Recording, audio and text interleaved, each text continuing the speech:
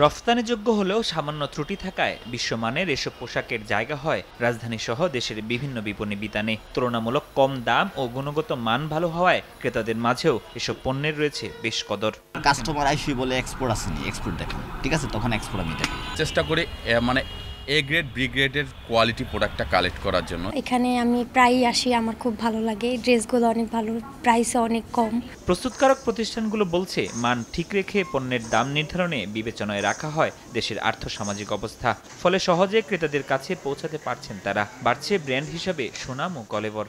গত 2 বছর থেকে আমাদের টার্গেটের থেকেও আমাদের ভালো ব্যবসা আমরা করেছি। সাধারণ মানুষের কথা চিন্তা করে প্রাইসটাও আসলে আমরা নির্ধারণ করি। চাচ্ছিলাম যে সব মানুষ যাতে আমাদের ক্রেতা হয়। বিদেশি কাস্টমারদেরকে ক্যাটার করতে গিয়ে যে ফ্যাশন সেন্স আমাদের হয়েছে, আমাদের যে স্কিল সেট হয়েছে, সেটাকে কাজে লাগিয়ে আমাদের মধ্যবিত্ত এবং আমাদের জনসাধারণের মাঝে এফোর্ডেবল একটা প্রাইসে একটা ব্র্যান্ডকে এস্টাবলিশ করা।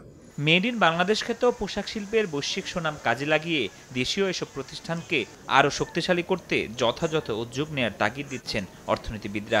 এই সুযোগ কাজে লাগাতে পারলে গুণগত মান ও ফ্যাশন চাহিদা মেটাতে বিদেশি ব্র্যান্ড নির্ভরতা কমবে বলেও মনে করেন অর্থনীতিবিদরা। ফরহাদুর রহমান, সময় সংবাদ, ঢাকা।